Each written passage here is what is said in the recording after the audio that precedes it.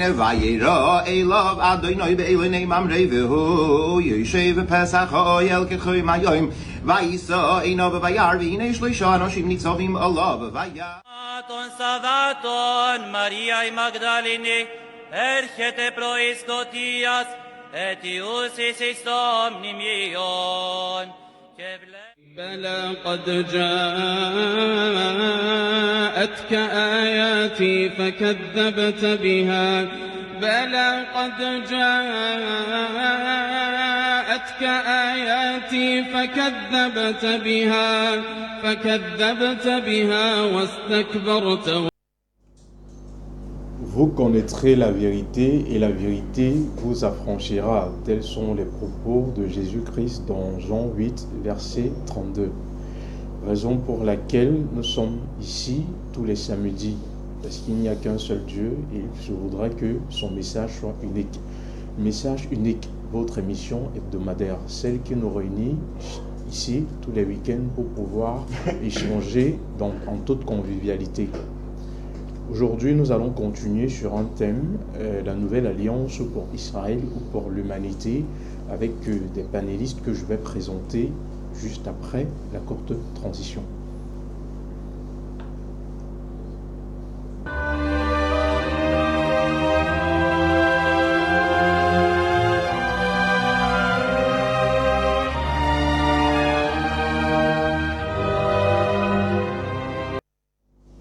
Mesdames et messieurs, bonsoir et bienvenue une fois de plus à votre émission hebdomadaire Message unique. Nous vous remercions d'être de plus en plus nombreux car grâce à vous, cette émission est en train de devenir culte. Avec la quintessence de tout ce qui a été dit sur ce plateau la semaine dernière, nous allons continuer sur le thème avec des invités que je vais présenter actuellement. Je me tourne déjà vers le premier qui n'est autre que le pasteur Eric Timba qui a encore accepté une fois de plus de nous honorer de sa présence. Nous lui disons bonsoir et bienvenue sur les plateaux d'Aoussa 7.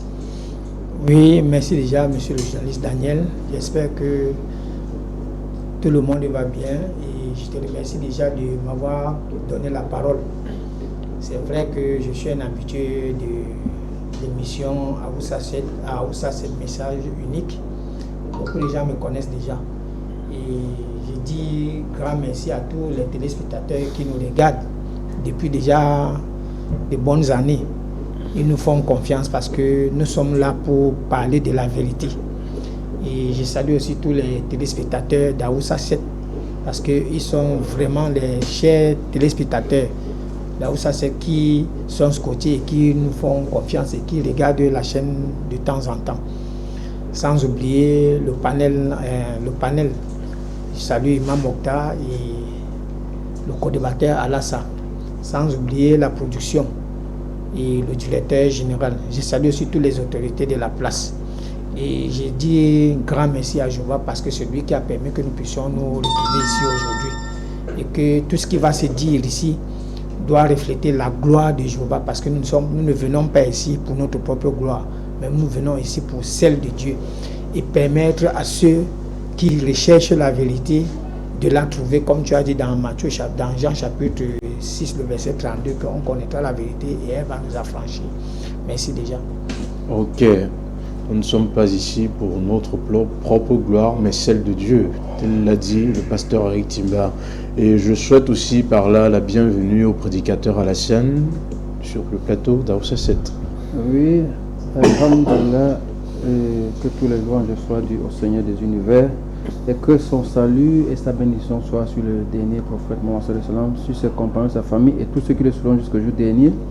Une fois de plus, on va essayer de poursuivre notre chemin comme d'habitude pour pouvoir démontrer que par ces thèmes, les gens sauront qu'il y a des choses qu'on a cachées, lesquelles nous aujourd'hui, nous sommes en train de les apporter à la connaissance que les gens n'avaient pas. Donc, monsieur le journaliste, mon frère a déjà tout salué, les autorités et consorts. J'emboîte son salut pour que ça ne soit pas trop long. Merci. Ok, juste à côté de lui, il est imam, il est prédicateur, il est théologien, l'imam Mokhtar. Il a encore accepté, une fois de plus, de nous honorer de sa présence ce samedi. Nous disons bonsoir et bienvenue sur le plateau d'Aoussa 7. Oui, bonsoir monsieur Dani. Assalamu alaikum wa rahmatullahi wa barakatuh. Millions de téléspectateurs dans les 4 coins du monde entier qui nous accompagnent chaque samedi dans cette émission, comme monsieur le journaliste a dit, qui devient culte. Et je dis bonsoir, n'est-ce pas, spécial au directeur chef de terre, le gouverneur du littoral. Bonjour, n'est-ce pas, au directeur de la télévision internationale panafricaine, à Oussa 7. Bonjour au panel également. Et je rappelle déjà que vous voyez qu'en face de nous, il y a Timba.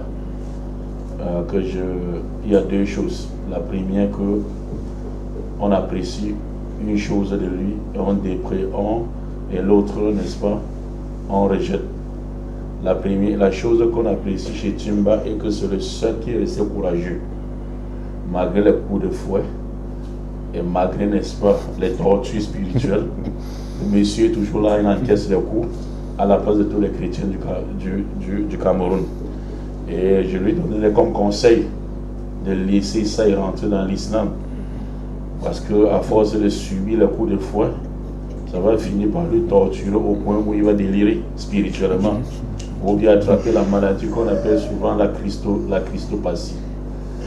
C'est-à-dire la maladie qui est liée par le Saint-Esprit, dont les symptômes sont les suivités spirituelles, la myopie spirituelle, également le court-circuit cérébral.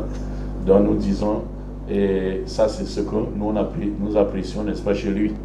Vous voyez que tous les pasteurs du Cameroun, n'est-ce pas, ont pris la poudre d'escampette pour ne pas venir à cette émission, malgré les invitations du journaliste M. Dani.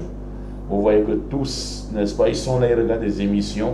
Et certains également nous ont écrit, M. Dani, excusez-moi si un peu long sur l'introduction, c'est juste où met certains passes. Il y a certains gens qui nous ont écrit dans les réseaux sociaux. Pourquoi vous invitez uniquement M. Timba, vous invitez uniquement M. Tel. Donc, je voulais plaider à M. le journaliste de dire aux téléspectateurs le pourquoi. C'est pas que peut-être vous n'avez pas lancé les invitations à d'autres. C'est parce que justement, ils savent qu'il y a en face. Si vous dites par exemple, Imam Mokhtar ne sera pas là, ils vont venir. Si vous dites que Imam Mokhtar ne sera pas là, ils vont venir. Et nous, le passage à Oussa 7 n'est pas de blesser la sensibilité de quiconque, ou bien encore de marcher sur les religions de quiconque, ou bien encore de rabaisser quiconque. Et nous nous excusons si peut-être ça tombe dans les cœurs et dans les cerveaux des autres comme tel. Nous, le passage à Oussa 7 n'est pas cela, vous voyez un peu. Mais tu m'as décidé, n'est-ce pas, de prendre ce coup à la place, n'est-ce pas, des chrétiens, des pasteurs du Cameroun. Excusez-moi les termes, qui sont les pasteurs les plus peureux, hein, d'ici d'Afrique, en Afrique. Vous voyez un peu. Mais si c'est pour ouvrir les églises et faire des désordres, ils sont forts. Mais venez nous départager sur nos divergences respectives, vous ne les voyez pas sur le plateau. Vous voyez un peu.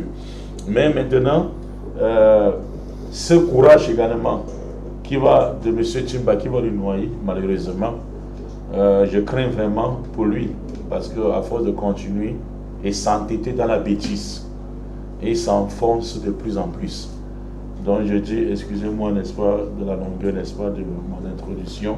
C'était juste pour rappeler certains points que les gens ont demandé pourquoi est-ce qu'on invite que M. Timba, parce que M. Timba fatigue. Vous savez, il aime jouer le rôle du boulon foiré. Tournez sur place. Tournez sur place. Et vous allez voir, peut-être ça va commencer tout à l'heure.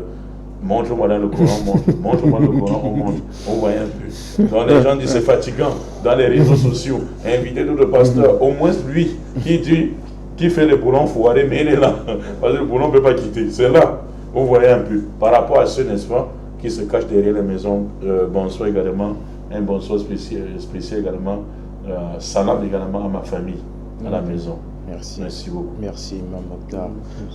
On a l'accoutumé de le dire, vaut mieux un lâche vivant qu'un héros mort. Bien que je ne sois pas partisan de ce dicton, il faudrait relever une chose.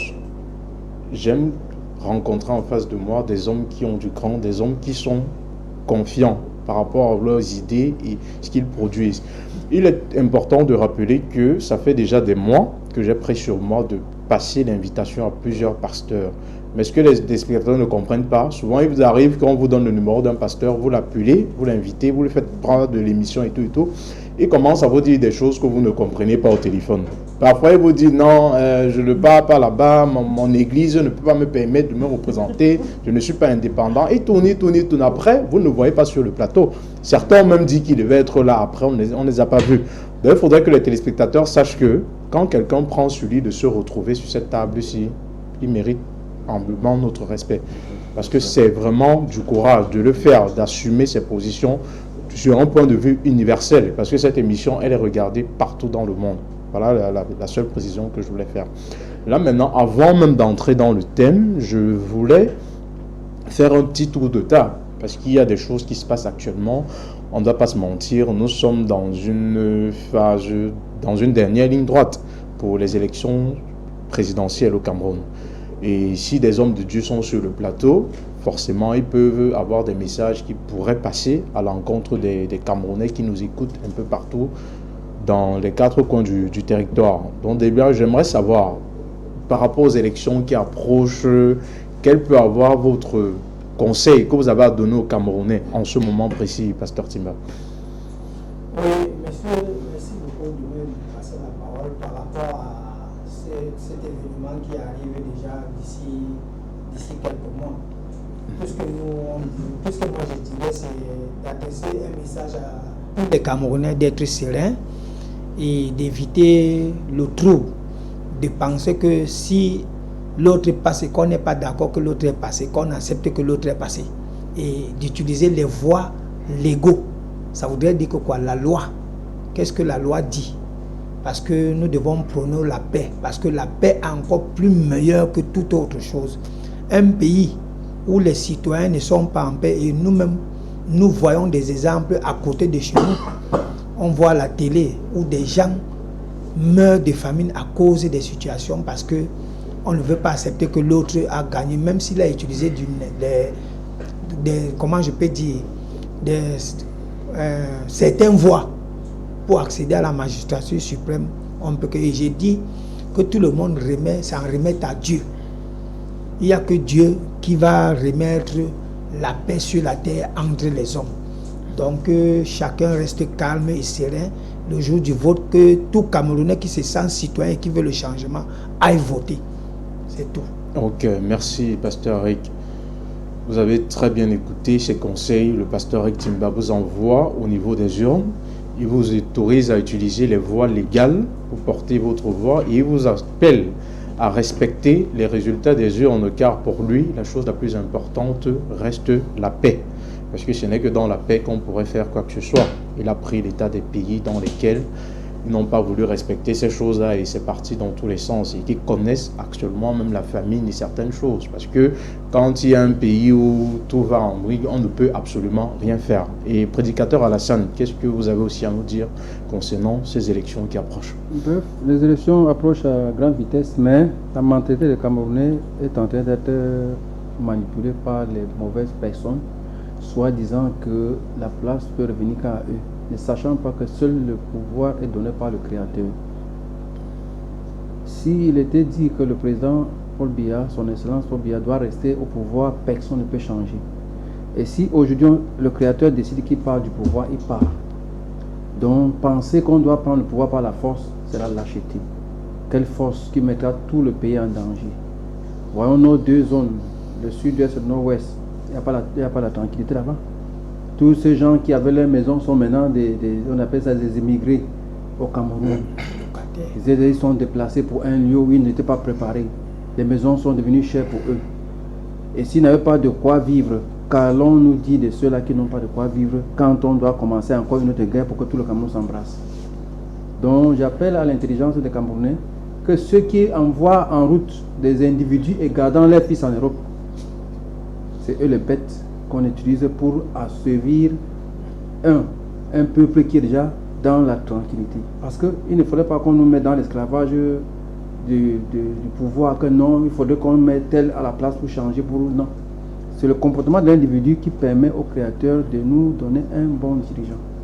Donc si aujourd'hui nous ne voulons pas nous reconformer selon les tests de Dieu, nous n'aurons jamais la paix vis-à-vis de nos supérieurs qui nous commandent. Si nous changeons nos comportements et demandons à Dieu à notre tour de faire changer nos comportements, le comportement de nos dirigeants, Inch'Allah il le fera. Donc réformons-nous d'abord avant de voir si d'autres sont réformés. Merci. S'il est vrai que l'islam est une religion pour les doués d'intelligence, le prédicateur Alassane vient de le confirmer une fois de plus, appelant les populations du Cameroun à faire preuve d'intelligence et de savoir que l'heure n'est pas à la manipulation et que seul Dieu a le dernier mot. Une façon de dire que s'il a décidé que le pouvoir en place sera renversé, il le sera. Et s'il a décidé que le pouvoir en place va embriguer un autre mandat de 7 ans, cela va arriver.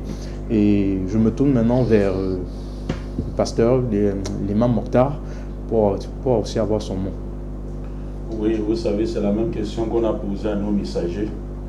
Et Isa alayhi salam, Jésus-Christ, lorsqu'il pense de César et son gouvernement et tout cela, il a dit, est-ce qu'une personne a une pièce? On a dit oui, on l'a dit, il a pris la pièce. Il a dit, qu'est-ce qui est dessiné sur ça? Les gens ont dit César. Il a remis la pièce, il dit, donnez à César ce qui est à César et donnez à Dieu ce qui est à Dieu. Et nous, dans l'islam, nous faisons le suivisme des prophètes.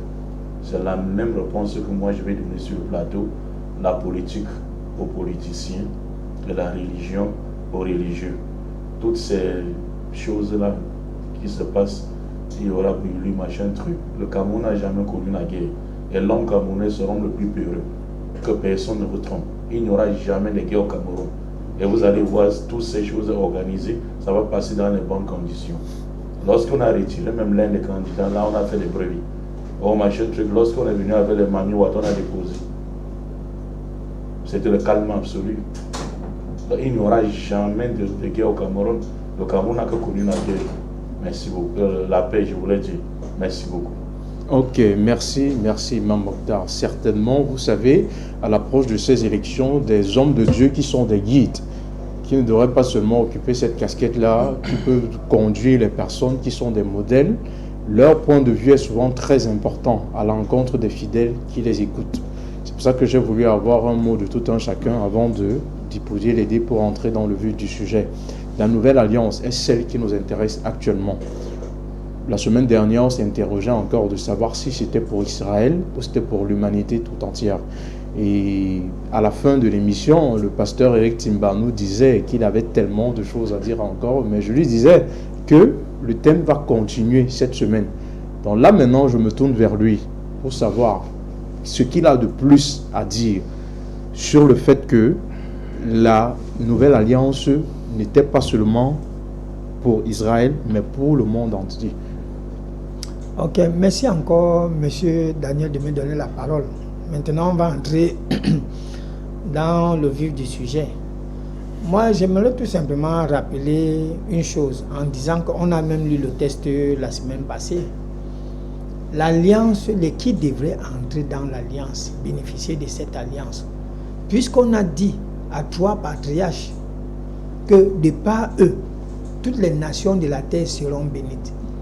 C'est une conclusion de l'alliance. Hein?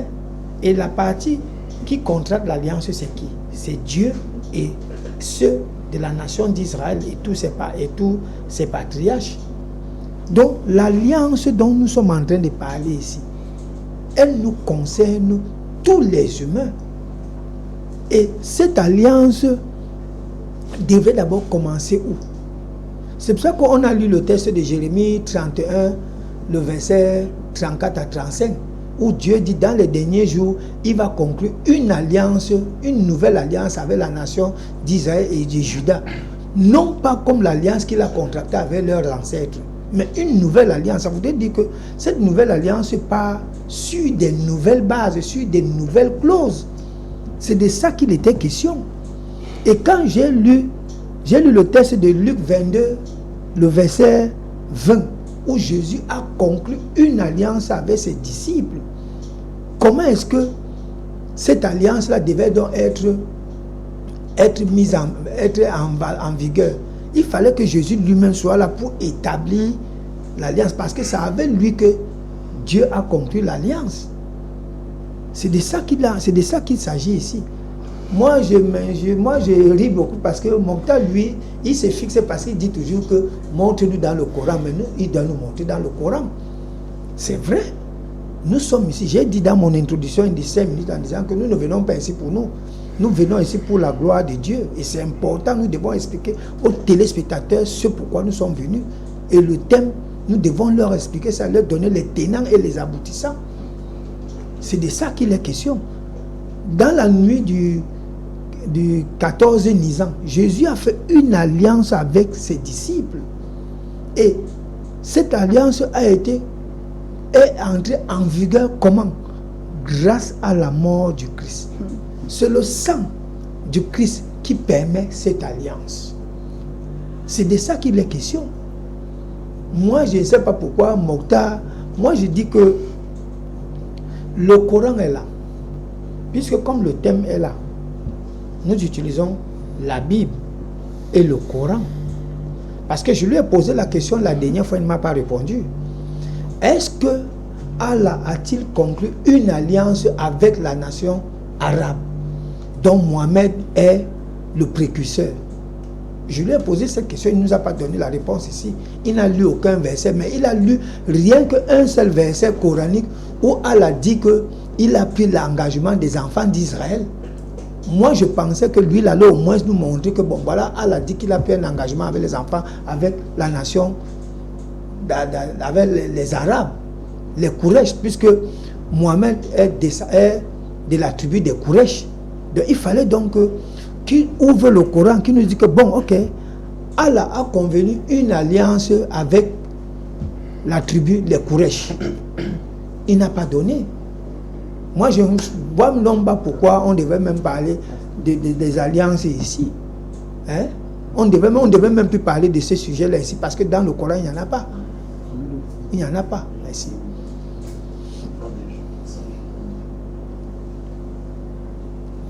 Au fait, merci, pasteur Etimba. Déjà, ce qu'il faut comprendre, vous avez cité le verset de Jérémie 31, chapitre 31, à partir du verset 34 à 35, pour dire que Dieu fait une nouvelle alliance avec la tribu de Juda, d'Israël, tout ce que vous voulez. Mais ce que j'aimerais comprendre est que, bien que cette alliance ne soit pas comme celle précédente, il n'en demeure point que ce soit une alliance avec les enfants d'Israël. Maintenant, ce que j'aimerais savoir, c'est que au niveau du prédicateur Alassane, il est en train de dire que il parle et il s'accentue sur l'effusion du sang, pour dire que c'est cela qui vient confirmer cette alliance-là. Qu'avez-vous donc à dire par rapport à cela, prédicateur Alassane? Le véritable... Regardez comment un monsieur veut coller quelque chose qui n'existe pas. L'alliance qui a été conclue avec Dieu et Moïse. Ils ont fait l'alliance en scellant plutôt que sur la loi. Le contrat était par rapport à la loi dont Allah avait fait l'alliance avec Moïse. Mais cette alliance que les gens veulent faire, que c'est la mort de Jésus, n'a même pas de rapport, parce que si quelqu'un ne connaît même pas le contexte des émissions, c'est-à-dire des conventions que le Seigneur a conclues avec ses prophètes, et qui vient maintenant introduire sa pensée dans la parole du Créateur, il y aurait toujours des mélo-mélis. Parce que quand on parle de la nouvelle alliance, nous allons prendre dans le même chapitre, Dieu fait des accords avec les prophètes et dit que par David, il y aura un roi sur Israël, d'où il peut rompre cette alliance n'importe quand qu'il veut. Parce que si on rompt l'alliance avec David, pour qu'il n'y ait plus de roi sur son trône, maintenant, qui doit être roi maintenant de la part de Dieu? Les gens n'ont pas compris que les Écritures partent dans une chronologie. On dit David doit être un roi en Israël, mais les textes disent qu'on peut rompre cette alliance de royaume dont il est roi. Et quand on parle plus loin maintenant, de qui est-ce qu'on doit parler de la nouvelle alliance avec eux? On dit qu'on doit rassembler Juda et Israël pour qu'ils marchent ensemble pour chercher l'Éternel, pas le monde entier. Il y a des textes qui sont écrits. Mais comme les gens partent, ils prennent le texte qu'ils n'ont pas appris, ils veulent maintenant faire de cela un prétexte pour dire que Matthieu 26, 28, Luc 22, 20 veut parler de la nouvelle alliance. Jésus ne pouvait jamais parler de bêtises comme ça. Il faut qu'on mette ça à l'oreille. C'est des bêtises dont les gens veulent attribuer à Jésus. Jésus, tout ce qu'il a fait, il a fait de la part du Seigneur. il ne pouvait rien faire de son propre chef. Il faut demander que les textes anciens nous donnent le traçage de ce qu'on doit vérifier devant. Si on vient dire que la nouvelle alliance de Jésus, c'est Jérémie 31, 31, c'est un problème grave. Parce que les Écritures disent que c'est 2 maisons dont Dieu marchera avec eux. Si nous remontons dans Jérémie 33, verset 15, ça précise de qui est-ce que l'alliance peut être faite avec eux. De 2 maisons viendront, marcheront ensemble pour chercher l'Éternel en un jour. Quel jour? Mais parce que je suis toujours dépassé quand je vois tout M. Timba. Il dit non, Jésus est venu mourir pour les gens. Jésus, s'il venait mourir pour les gens, il n'allait pas venir se plaindre aux gens que pourquoi voulez-vous me faire mourir. Moi, je vous ai dit la vérité que j'ai entendue chez Dieu. Si quelqu'un vient vous dire la vérité, vous cherchez à le tuer et que sa mission était de venir mourir, allez se plaindre de sa mission qu'il est venu accomplir. Il dit bien que tout ce que je vous dis, il m'a été prescrit. Et je le dis comme cela a été fait. Si le Seigneur dit à Jésus de venir donner la loi, de faire connaître son nom et d'annoncer un royaume à venir, pourquoi les gens veulent forcer Jésus à devenir ce que Dieu n'a pas prévu pour lui? Et que par conséquent, les gens vont croire à ces modes d'enseignement qui est humain et perdre la vie éternelle. Merci. Ok. Tout à l'heure, quand le pasteur Timba était en train de parler, j'ai vu l'imam Mokhtar prendre des notes et sûrement il est temps pour lui de rebondir. Oui, monsieur le journaliste, je voulais juste qu'on recadre le thème, parce que le monsieur en a fui le thème sur le plateau, si vous constatez, il sait déjà depuis son sort. Donc c'est ça qu'il dit, voici le sang de la nouvelle qui sera versé pour vous, machin truc. Et il veut dévier déjà le sujet sur la mort de Jésus-Christ. On peut placer le sujet sur la mort de Jésus-Christ. C'est toujours dans l'année, il ne s'en sortira pas. Au lieu de nous montrer que Jésus a envoyé pour l'humanité. Là-bas. Parce que c'est le message de la nouvelle alliance. Dieu maintenant, il cherche à dévier encore, une fois de plus. Il ne sait pas, il croit qu'il est là où il est au marché, où il fait souvent les tohu-bohu au marché. Hein? Il commence à dire quelle est l'alliance que Dieu a fait avec les Arabes. Et c'est ça le thème là-bas. Et le monsieur est licencié. Dans tous ces licenciés, il regarde bien nouvelle alliance, Israël ou humanité. Il dit les Arabes, Mohamed veut les Arabes, il veut déjà fuir les thèmes. Et ça, c'est son comme ça. Donc je dirais, Timba, je vais vous donner quelques cadeaux. Parce que vous êtes déjà sur le plateau, les chrétiens qui vous suivent de façon moutonnière. Dans Somme chapitre 119, verset 104, Dieu disait à David disait à Dieu plutôt, par tes préceptes, je suis devenu intelligent. C'est pourquoi je hais toute voie de mensonge. C'est un conseil. Et Isaïe également disait, on ne se focalise pas sur un verset, comme tu le fais. Le rôle du boulon foiré. Et Isaïe chapitre 28, verset 9. À qui veut-on enseigner la sagesse? À qui veut-on donner les leçons? Règle sur règle. C'est-à-dire c'est précepte sur précepte. Précepte sur précepte. Règle sur règle. Ligne après ligne. Un peu ici, un peu là. Isaïe dit voilà comment on va comprendre les Écritures. C'est-à-dire si tu veux comprendre un verset, c'est un peu ici là où tu as lu et un peu là tu montes dans l'Ancien Testament pour comprendre. Et non venir toujours le 22, il prie le sang parce que tu sais que tu n'as pas le niveau de ce débat. Vraiment. Et pasteur Mido qui vient d'arriver, je vais lui donner aussi un conseil parce que mes conseils vont être comme le feu de brousse. Pasteur Mido, Séracide, malheureusement que vous ne connaissez pas, parce que ce n'est pas dans votre Bible protestante. Séracide chapitre 6 verset 33, c'est un conseil pour vous. Séracide 6 verset 33, si tu prends plaisir à écouter, tu apprendras. Et si tu prêtes l'oreille, tu deviendras sage. Toi, tu es un bavardé sans donner un seul verset. Donc je rentre ici, Timba commence, il était tout ce qu'il a dit là. Monsieur le journaliste, j'écrivais seulement le hors-sujet. Pour le regarder, pour dire c'est zéro en introduction. Pour qu'après vous lui donnez encore la parole, qu'il revienne dans le thème. Parce que touche le thème montré que Jésus a envoyé pour l'humanité. Ni Dieu n'a dit, ni Jésus n'a dit, ni la Bible n'a dit, ni le Coran n'a dit, ni Pierre n'a dit, ni Paul n'a dit. Donc, il faut que tu démontres que Jésus a envoyé pour l'humanité. Mais il dit, depuis la fois passée, on lui montre que nation, après la déportation des enfants d'Israël, par le roi Nabucodonosor lorsqu'ils sont sortis de Babylone. Chaque tribu vivait dans l'infédéralisme communautaire. C'est-à-dire chaque coup avait ça. On appelait chaque tribu une nation. Ça faisait 12 tribus, 12 nations au pluriel. 1000 fois bon. Ça, pour comprendre ceci, il faut faire théologie. Donc c'est pour ça que Dieu dit à Ézéchiel dans la Bible, et même ta Bible, monsieur Timba, je répète encore, nul n'est plus sourd que celui qui ne veut pas entendre. Ézéchiel, chapitre 2, verset 3, Dieu dit ceci à Ézéchiel. Verset 3. Dieu me dit, fils de l'homme, je t'envoie vers les fils d'Israël, vers ces nations rebelles. Je t'envoie Ézéchiel verset. Au pluriel, ces nations rebelles. Donc maintenant, si Dieu envoie Ézéchiel vers les nations au pluriel, et que nation pour toi veut dire humanité. En d'autres termes, Ézéchiel, je t'envoie vers l'humanité. Ça montre ton insuffisance là, des Écritures. Donc Dieu a envoyé Ézéchiel à l'humanité. Un peu de non. Maintenant pour Ézéchiel ici, tu dis que c'est contextuel. Mais pour Jésus, ici ou bien pour Isaac, c'est l'humanité.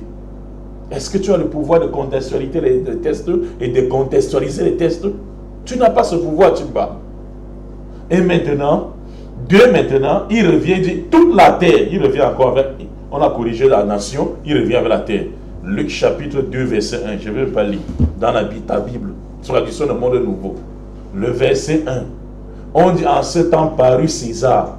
César était qui? L'empereur romain, et il a ordonné de recenser toute la terre. Donc César avait demandé de recenser le Cameroun.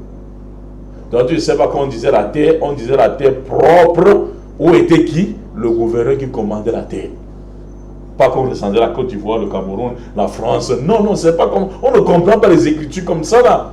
Maintenant, si vous n'avez même pas l'esprit du contexte, comment vous allez comprendre les textes? Donc c'est un peu embêtant. Mais comme vous êtes courageux, vous voulez toujours montrer que vous avez appris quelque chose. Bon, on vous l'accorde. Donc, M. Timba, remettez la parole pour qu'il rentre finalement dans le thème.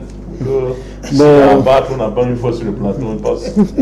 Avant de remettre la parole à M. Timba, je vais souhaiter la bienvenue au pasteur Amidou qui vient de nous retrouver sur le plateau et avoir souhaité le mot de bienvenue et déjà lui parler par rapport au thème qui n'est autre que celui de la dernière fois. Bonsoir et bienvenue, pasteur Amidou. Merci. Bonsoir, monsieur le journaliste. Je suis toujours ravi du comité d'accueil que vous avez mis en place pour me recevoir une fois de plus aujourd'hui. Je salue tout le staff technique. Je salue aussi tous ceux qui se trouvent présents sur le plateau. Alors, aujourd'hui, nous allons toujours continuer sur ce que nous avons commencé la semaine passée. Donc, je pense que nous n'allons pas utiliser nos émotions. Je préfère que ce soit les auditeurs, que tous les membres qui se trouvent ici sur le plateau, nous essayons d'utiliser l'esprit de compréhension. Nous n'allons pas utiliser nos émotions sur les Écritures. Merci. Donc, c'est pas le temps de faire mes développements. Je pense que je suis déjà présent. Tout le monde connaît mon nom. Je m'appelle Amidou Labo et merci de m'avoir reçu. Ok. Pasteur Eric Timba, j'espère que vous avez pris le temps d'écouter l'imam Mokhtar quand il s'exprimait tout à l'heure. Il a fait appel à votre sensibilité. Il vous a amené à comprendre l'importance pour lui de vous ranger dans le débat. Parce que selon lui, quand vous commencez déjà à demander le contrat que Allah avait signé avec les Arabes ou quoi que ce soit, selon lui, ça n'a rien à voir avec le fait que la nouvelle alliance était-ce pour Israël ou pour l'humanité tout entière. Mais Daniel, voilà le thème. Mokhtar a peur de quoi? Mokhtar ne m'a pas contredit. Voilà le thème. La nouvelle alliance. pourquoi Mokhtar ne veut-il pas que je parle du Coran? Si nous sommes ici aujourd'hui, j'ai dit dans mon introduction que nous ne venons pas ici pour nous, nous venons pour les téléspectateurs qui prennent le temps de s'asseoir dans leur salon avec leurs épouses pour nous suivre, pour nous regarder. Parce que tout ce que nous allons dire ici, il faudrait que lui-même il a dit, nous sommes à la table du savoir. Pourquoi il veut fuir ça?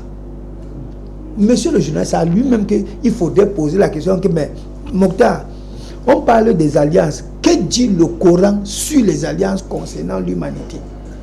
C'est ça le problème. C'est pour ça que j'ai dit tout à l'heure que la semaine passée, il a lu un verset coranique où Allah dit qu'il a pris l'engagement des enfants d'Israël. Puisqu'il ne veut pas que j'utilise le terme alliance, moi je vais jouer son jeu. Hein, Daniel? Je vais jouer son jeu.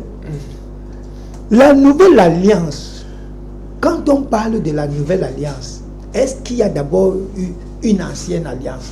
C'est pour ça qu'on a lu Jérémie 31, le verset 31 à 34 à 35, où Dieu dit qu'il va contracter une nouvelle alliance avec la maison d'Israël et de Juda. Mais Mokhtar ne comprend pas ça. Mokhtar ne devait même pas faire ce genre de débat ici, ce genre de débat. Parce que le Coran, je dis, c'est un défi que je lui lance. Quand on dit alliance pour Israël ou pour l'humanité, allons-y. Comment l'humanité va donc entrer dans cette alliance? Puisqu'on dit que les alliances qui ont été scellées en Israël par Dieu et son peuple, comment l'humanité va profiter? Donc il veut dire que tu dois me regarder. Me regarder sur quoi? J'ai posé une problématique. Il faut que Mokhtar ouvre le Coran qui nous parle des alliances. Comment est-ce que Dieu, Allah, parle des alliances pour que l'humanité en profite? Il a peur de ça. Il dit toujours que moi je joue le boulon foiré. Je joue quel boulon foiré? Je viens tout le temps ici pour le confronter par rapport à son livre. Et c'est ce qui le dérange. Mokhtar, voici la nouvelle alliance. J'ai dit, Exode 24, le verset 3 à 8. Moïse a pris le livre de la loi.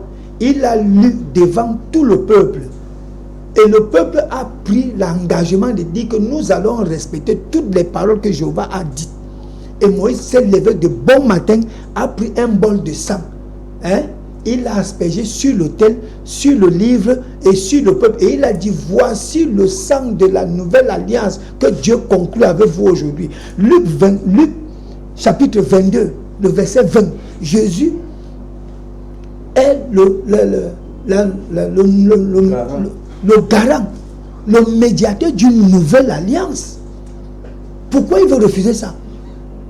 Maintenant, pour que Mokhtar comprenne, parce que Jésus a fait une alliance, il a aussi fait une alliance pour un royaume. Qui doivent donc entrer dans cette alliance pour un royaume? Nous allons le démontrer ici. Mais moi je veux, Mokhtar sait que quand moi je passe sur le plateau, je l'interpelle toujours sur son livre. Et c'est ça qui le dérange. Il dit que non, lui ne peut plus faire débat avec moi. Même ses élèves, je ne peux pas. Mon ami, tu vas rentrer dans le Coran. Voilà ton co-débatteur à côté, Allah qui est là.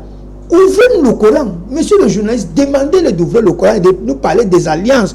Comment l'alliance là, l'humanité va-t-il profiter? Il a dit, voilà ça, c'est où? C'est moi qui ai donné le thème.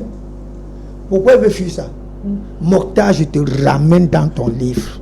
C'est Bible et Coran. Si tu veux fuir ça, tu te lèves et tu parles, nous on continue l'émission. Oui. J'ai dit, le sang de l'alliance, aucune alliance n'a été validée sans qu'il y ait une effusion de sang. Lui-même il le sait, il ne peut pas démentir cela. Et Jésus a dit que grâce à son sang, ça va rendre possible cette alliance. Pourquoi il veut refuser ça, monsieur le journaliste? Ramenons-le dans le livre, dans son Coran. J'ai posé la question la semaine passée. La question revient encore. Qui nous montre?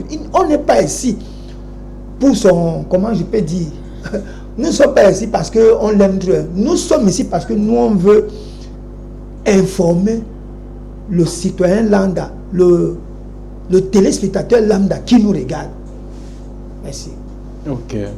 Certainement, il y a de nombreux téléspectateurs qui veulent aussi écouter ce que le pasteur Amidou a certainement à dire sur ce thème, à savoir quel est son point de vue et déjà quelle est la continuité qu'il pourra avoir par rapport à tout ce qui a été dit de la semaine dernière jusqu'à aujourd'hui concernant le thème. Oui, merci monsieur le journaliste. Aujourd'hui, pour moi, personnellement, le christianisme est en train de subir des tortures vis-à-vis des musulmans. Pour quelle raison? À cause de leur livre qu'on appelle le Coran, une révélation qui a été faite au prophète Mohammed. D'accord. Mais dans cette révélation, il est clairement dit qu'ils croient à tous les prophètes qui ont été suscités avant leur prophète. Ils croient. Mais curieusement, ces révélations dont ils croient, ils n'en ont pas. Parce que la Bible aujourd'hui est considérée comme les musulmans comme un faux livre. Ce n'est pas le livre de Dieu, ce n'est pas le livre d'Allah. Donc ils disent généralement c'est falsifié. Mais maintenant, ce qui est vrai, ils n'en ont pas. Ils n'en ont pas. Mais ils disent quand même qu'ils croient à ce qui a été révélé avant. Mais ça n'existe pas. Chez eux, leur livre ne donne pas de précisions sur ce qui a été révélé avant.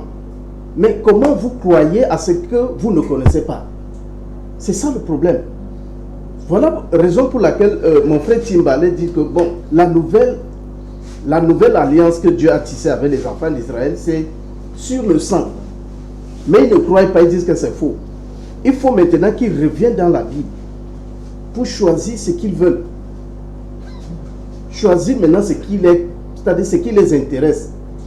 Mais par rapport au sang, c'est faux. Donc c'est cette torture-là que la Bible subit face à face vis-à-vis des musulmans. Vous voyez un peu. Donc, aujourd'hui, il a dit que je ne donne jamais de versets. Je veux me référer sur Genèse 22, verset 18, je pense. Dieu a fait une promesse à Abraham. Une promesse. Il dit, Abraham, voilà, verset 18, Genèse 22, verset 18. Il dit, bon, je veux lire d'abord le 17. Je te bénirai et je multiplierai ta postérité. Voilà, ça, ce sont des promesses. Comme les étoiles du ciel et comme le sable qui est sur le bord de la mer. Ouais, ça, c'est une promesse que les enfants d'Israël seront nombreux. C'est quelque chose de démographique. Et ta postérité possédera la porte de ses ennemis. Et toutes les nations de la terre seront bénies en ta postérité parce que tu as obéi à ma voix. Voilà une promesse. Donc Abraham, dans le livre, ils vont te dire que non, chaque prophète est venu pour une époque donnée. Mais voilà Abraham que Dieu promet quelque chose où toutes les nations de la terre seront bénies en sa postérité. Mais quand est-ce que cette promesse a été réalisée? Vous voyez un peu. Lisons un peu Jean 8. Jean 8, verset 56, je pense. Jean 8. Vous allez entendre ce que Jésus dit. Jean 8, verset 56. Alors, je suis... voilà. Il y a une publicité là qui va d'abord mettre. Voilà. Jean 8, verset 56. Écoutez ce que Jésus dit. 56. Abraham, je lis d'abord le 5. Et que vous ne connaissez pas, pour moi, je le connais. Et si je disais que je ne le connais pas, je serais semblable à vous, un menteur. Mais je le connais et je regarde sa parole. Abraham, votre père, a tressailli de joie de ce qu'il verrait mon jour. Il a vu et il s'est réjoui. Quand vous entendez ces paroles de Jésus, que Abraham, parce que Jésus n'est pas né à l'époque d'Abraham, mais quand est-ce que Abraham a tressailli de joie de ce qu'il verrait son jour. Vous voyez, ça c'est une vision. Parce qu'on dit toujours aux musulmans, parce que eux, c'est la lettre qu'ils interprètent, c'est-à-dire le paraître. Mais ce qui paraît là, qu'est-ce que ça cache? Ou le fond de ce que ça dit, ils n'en ont pas. Malheureusement, ils ont ce problème-là. Le musulman ne veut pas utiliser, c'est-à-dire ce que j'appelle le raisonnement. Il n'y a pas de raisonnement sur les Écritures. Ce qui paraît là, c'est ça qu'on va prendre. Quand est-ce que Abraham a donc vu Jésus jusqu'à ce qu'il s'est tressailli de joie? C'est par rapport à cette promesse.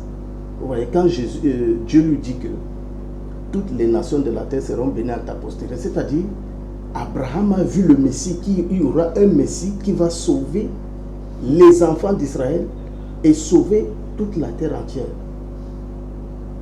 C'est cette nouvelle alliance, parce que les anciennes alliances étaient, sur les lois. Il faut faire ceci, il faut sacrifier, il faut faire ceci, il faut faire cela. Voilà. Ces alliances. Arrivé au niveau de Moïse, c'était toujours ces alliances-là qui continuaient. Mais à un certain moment, les enfants d'Israël ont désobéi. Ils se sont dispersés, ils ont attiré des malédictions en eux. Maintenant, comme Dieu les a toujours aimés, il leur a dit d'accord. Maintenant, nous allons tisser une nouvelle alliance. Les alliances ne seront plus ce que vous allez faire, mais je veux inscrire ces alliances dans leur cœur. Ce n'est plus les ablutions. Ce n'est plus que si tu manges le porc, non, c'est dans le cœur. C'est ce que les musulmans ne comprennent pas. C'est dans le cœur maintenant que la purification là, c'est le cœur maintenant. Voilà pourquoi Dieu dit, j'inscrirai mes lois dans leur cœur. Les lois ne seront plus pratiquées où il faut laver les pieds, il faut mouiller ceci. Ce n'est plus ça. C'est ça la nouvelle alliance. Et c'est ce que Jésus a apporté en sacrifiant un corps sur la croix pour que toutes ces choses-là, c'est-à-dire il a fait tout pour vous. La purification, il a purifié tout par son sang. Vous n'avez plus à laver vos pieds, à faire ceci, il n'y a plus ça. Il a fait tout à notre place. Il suffit juste qu'on l'accepte. C'est ça la nouvelle alliance. Ok. Il suffit juste qu'on l'accepte. Car sur la croix, Jésus a tout fait pour nous. Il nous a tant aimés. Je pense que c'est Jean 3, verset 16. Dieu a tant aimé le monde qu'il a envoyé son Fils unique afin que quiconque croit en lui ne périsse point, mais ait la vie éternelle. Je sais que sous votre contrôle, ça a été bien cité. Maintenant, prédicateur Alassane, vous avez très bien écouté le pasteur Amidou qui dit les musulmans lisent l'écriture mais ne parviennent pas à l'interpréter. Mais parler d'interprétation ici, c'est très mal posé comme sur le problème. Son problème, c'est que le problème des non-musulmans surtout, c'est que quand un musulman leur dit quelque chose d'emblée, c'est déjà faux. Le musulman est manipulateur. Je vais rectifier sur deux plans. Les écritures dont on a pris le temps pour étudier, on est plus humble à expliquer cela que ceux qui lisent. Parce qu'il m'étonne parce qu'il dit que nous tirons sur eux. On vous fait juste un rappel. Et si vous considérez ça comme des balles, non. C'est plutôt, on appelle ça quoi? La glace. Que vous soyez bien frais là, pour réfléchir. Parce que si avec une balle, ça ne serait pas bien. J'aimerais que vous compreniez une chose. Dans les écritures dont vous parlez tantôt, Dieu a tout clarifié. Et je peux vous donner les versets classes de la partie de Jérémie 31 jusqu'à 50, qui ne dit pas ce que vous dites là. C'est là où il y a un problème avec vous. Un verset pour vous, vous verrez ce que les gens ont collé sur ça. Moi, je fais la concordance des tests. Si je dis que tel verset-ci va correspondre à l'autre, vous allez voir que ce qu'on a enseigné sur Jésus, il n'a jamais dit. Jean 5, verset 19. Jésus est clair. Ceux qui ont compris là, on comprend que Jean est la parole de Jésus, qu'il a dit de la part d'eux. Ce n'est pas sa parole. Dans la mission de celui que Jésus parle de sa part, n'a jamais dit qu'il enverrait un être humain pour mourir à la place des autres. Revenir dans les textes que vous parlez loi, sacrification de la bête pour sceller l'alliance. Mais Jésus était la loi? Non. Jésus était un être humain qui est venu passer le message de la loi pour que les gens aient le salut. On l'interpella, que dois-je faire pour être la vie éternelle? Il demande, qu'est-il écrit dans la loi? Il n'a pas dit, attendez ma mort pour croire, c'est là pour être sauvé. Mais vous balancez le terme sur Jésus parce que ce n'est même pas le terme. Le terme, c'est la nouvelle alliance s'accomplit sur qui? On a Jérémie 31, verset 13, verset 15, en descendant. Dieu est clair là-bas. Que 34 maintenant, verset 40. Je ne sais même pas ce que vous voulez. Jusqu'à 50. Ça démontre qui est-ce que la nouvelle alliance doit s'accomplir sur eux. On dit Judas et Israël. Vous n'êtes ni de Judas ni d'Israël. Mais à ma grande surprise, mon co-débatteur que j'ai fait 17 ans avec lui dans bientôt m'étonne. Il me connaît bien par rapport au test. Il dit que l'alliance que Dieu a conclue avec les musulmans, avec les Arabes, c'est où? Les Arabes sont descendants d'Ismaël étant arabisés comme les papas. Dieu a dit à Abraham dans Genèse 18 qu'il doit montrer la voie de l'Éternel à ses fils.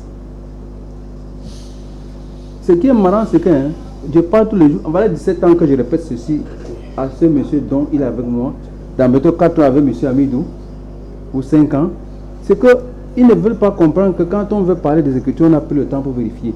Maintenant, quand il veut voir dans la sourate 2, verset 129, on va commencer à taper la bouche. Et pour encore aggraver les choses, sourate 29, verset 27, on dit qu'on a mis la prophétie chez Abraham. Maintenant, quand Dieu met la prophétie sur son ami Abraham, c'est vous qui allez départager ou c'est Dieu qui départage?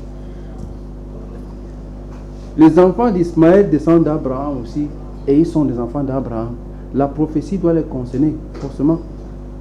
Maintenant, pour dire que nous, je ne peux pas encore arriver sur nous. Mon frère m'interpelle, monsieur le journaliste, aidez-moi à prendre ce mot-là. Je vais dire quoi? Non, je voulais demander la sourate. Tu as dit la sourate 9. C'est ce que vous avez demandé. La sourate 2, verset 129. Non, la sourate 29, verset 27. On dit la prophétie est déposée chez Abraham. Deutéronome 18 dit qu'on doit dire à Abraham doit dire à ses fils de suivre la voie de l'Éternel. Deutéronome, c'est le livre d'Allah. Non, je dis Genèse. Je suis en train de faire le concordant de tests. Du Coran à la Bible, de la Bible au Coran. Parce que ceux qui n'ont pas fait ces petits rythmes-là, quand ils vont dire, la personne qui m'amusait plus, c'était notre prédécesseur de co-débatteur, pas qui là? Docteur Mangeli. Il citait ces textes, il ne comprenait jamais. On dit, on a mis la prophétie chez Abraham. Abraham dit qu'il a mis l'un de ses fils dans la zone et que à la part sa miséricorde envoie l'un de leurs les réciter sa parole. Tu veux que le Coran te donne quelle information? Celle que tu penses ou celle que tu dois prendre du Coran? Parce qu'il y a l'information que le Coran te donne et ce que tu veux que le Coran te donne, c'est deux choses différentes. De comprendre un livre selon le livre et de faire que le livre agisse selon ce que tu veux, c'est impossible. Je ne peux pas dire que quelqu'un me donne le nom de Jésus dans l'Ancien Testament. En aucun des jours, je ne peux pas trouver ça. Vrai ou faux, monsieur le journaliste? Merci. Je vous laisse d'abord ici. Ok, sur la continuité de ce qui a été dit, je vais passer la parole à l'imam Mokhtar. Parce que selon lui, tout à l'heure, M. Timba n'était pas dans le thème et M. Timba lui a plutôt fait comprendre que c'est à lui de revenir dans le thème. Parce que c'était tout à fait clair et les téléspectateurs qui nous écoutent ont besoin d'éclaircies. Vous savez, monsieur le journaliste, vous êtes le premier téléspectateur et vous n'êtes pas bête de savoir qui est dans le thème et qui ne l'est pas. Et vous êtes là pour jouer le rôle d'arbitre et non de partisan. Lorsque quelqu'un n'est pas dans le thème, ça se sent directement parce que vous êtes un intellectuel. Et il faut le recadrer tout de suite. Vous comprenez un peu. Et chers téléspectateurs, M. Timba vous a donné dévoiler son intention. Ce n'est pas venu défendre le christianisme. C'est venu contredire Imam Mokhtar, surtout pour les gens. Donc voilà pourquoi il vous justifie pourquoi il joue le rôle du boulon foiré. Donc, M. Timba vous justifie pourquoi il joue le rôle du boulon foiré. C'est-à-dire son objectif principal à Oussa 7, Il sait que le christianisme est satanique et c'est faux, il ne peut pas s'aventurer. C'est pour ça son objectif c'est de contrarier Imam Mokhtar parce qu'il sait que c'est la vérité. Et ce que nous dans l'islam nous appelons n'est-ce pas les preuves. Vous comprenez un peu. Donc pour ça, lorsqu'on a donné, Dieu dit reviens sur le thème. Dieu a dit montre-moi dans le Coran. Vous allez voir, comme il a dévoilé son intention, je vais vous montrer dans la Bible et dans le Coran. Lorsque vous lui donnez la parole, son but c'est de fatiguer Imam Mokhtar. Montre-moi dans le Coran. Lorsque vous me donnez la parole, je vais montrer dans le Coran. Montre-moi dans le Coran. Bon, les gens comme ça, à un moment donné, ils dénient l'image de l'émission. Vous comprenez un peu. Je commence à montrer dans la Bible et dans le Coran, en arabe et en français. Mais quand on dit la parole, montre-moi dans le Coran. Sans vous interrompre, Imam Mokhtar, déjà, d'après ce que j'écoute, selon les différentes parties, j'ai déjà ce que je pense, au fait, ce que je vois, la ligne de conduite, qui respecte quoi, qui ne respecte pas quoi. Mais surtout, moi, je pense que mon rôle est celui de modérateur concernant l'émission, et c'est à ceux qui nous écoutent de juger, parce que ce que vous voulez toucher, c'est les téléspectateurs qui nous écoutent, et ils sont bien placés à la maison pour savoir qui est et qui n'est pas dans le thème. Et vous allez même voir, après il y aura plusieurs réactions. Nous recevons souvent des messages ici, parfois on dit même que mais le pasteur là, qu'est-ce qui lui arrive? Donc on essaye de ramener tout un chacun. C'est eux qui se font comment je vais dire, qui sont les arbitres là-bas à la maison. Mon rôle est celui d'un modérateur sur ce plateau. Donc Imam Mokhtar va continuer, et on sait quel est le thème. Et ceux qui nous écoutent sont des personnes avisées et intelligentes. J'ai souvent l'habitude de le dire. Oui, vous savez, une voiture ne prend que la direction que le chauffeur a donnée. On ne vous demande pas peut-être de donner les sons un camp ou pas, mais on vous demande juste de recadrer le thème. Parce qu'on dit Israël pour l'humanité. L'autre rôle du journaliste, c'est de recadrer le thème. Quelqu'un pourrait dire, Jésus est mort sur la croix, machin truc. Recadrer juste le thème. Parlez-nous de Jésus. Et si on fait la même chose, recadrer le thème. C'est tout ce que nous on demande. On ne vous demande pas de prendre d'autres parties. Non. Mais Imam Mokhtar, vous oubliez que certains ont fait ça et ne peuvent plus venir sur le plateau parce qu'ils se sont ridiculisés aux yeux du monde entier. Donc ça veut dire qu'on va servir un plan dans le but. Non, on essaye. Le problème est que parfois certaines personnes persistent dans le fond, persistent dans l'égarement. J'entre, n'est-ce pas, j'entre et j'espère que les téléspectateurs, vous allez prendre note. Et qui ne revient pas plus jouer le rôle du boulon foiré, puis c'est devenu pour Imam Mokhtar. L'ancienne alliance, puisque la nouvelle alliance, bon, je vais commencer par l'ancienne alliance pour tomber dans la nouvelle alliance. L'ancienne alliance, chers téléspectateurs, puis c'est les 5 livres de Moïse, le Pentateuque. Le Pentateuque est venu avant le Coran. Le Pentateuque est venu avant le Coran. Moïse est venu avant le prophète Mohammed sallallahu alayhi wa sallam. Mohammed sallallahu alayhi wa sallam a reçu le Coran, Moïse a reçu la Torah, ou bien le Pentateuque, ou la loi, ou les lois, et Jésus-Christ a reçu, n'est-ce pas, l'évangile. Donc lorsque Moïse arrive, Dieu, il sort les enfants d'Israël du joug pharaonique, il les amène, n'est-ce pas, sur le mont Sinaï. Dans Exode chapitre 19, verset 2 à 3 à 5, Moïse monta vers Dieu et l'Éternel l'appela du haut de la montagne en disant, tu parleras ainsi à la maison de Jacob et tu diras aux enfants d'Israël. 2 points. Vous avez vu ce que j'ai fait en Égypte et comment je vous ai porté sur les ailes d'aigle amenés vers moi. Maintenant, si vous écoutez ma voix, si vous gardez mon alliance qui n'était rien d'autre que la première alliance, mon alliance, vous m'appartiendrez entre tous les peuples de la terre, car toute la terre est à moi. Vous allez trouver également dans Deutéronome chapitre 7, verset 12 à 14. Maintenant, Ésaïe dit maintenant qu'ils ont violé cette alliance. Je vais vous lire Ésaïe chapitre 24, verset, n'est-ce pas, 4 à 6. Le pays est triste, épuisé, les habitants sont abattus, languissants, les chefs des peuples sont sans force. Les pays étaient profanés par ses habitants, car ils transgressaient les lois, violaient les ordonnances et rompaient l'alliance éternelle. C'est pourquoi la malédiction dévore le pays et ses habitants portent la peine de leurs crimes. C'est pourquoi les habitants du pays sont consumés. Il n'en reste qu'un petit nombre. Vous avez compris comment Dieu a fait la première alliance avec Moïse, au travers de Moïse, pas aux enfants d'Israël, au travers de Moïse, et comment ils ont violé. On rentre dans le Coran, lit la même chose. Mais quand on va dans la parole, boulon foiré, montre-nous dans le Coran. Coran chapitre 5, verset, n'est-ce pas, 12. Allah dit, وَلَقَدْ أَخَذَ اللَّهُ مِيثَاقَ بَنِي إِسْرَائِيلَ وَبَعَثْنَا مِنْهُمْ إِثْنَا عَشَرَ نَقِيبًا. Rappelle-toi, lorsque Allah prit le contrat, il dit, je veux voir l'alliance dans le Coran. A2L. Il recommande A2L. Rappelle-toi en langue arabe, lorsque Dieu prit le contrat des enfants d'Israël.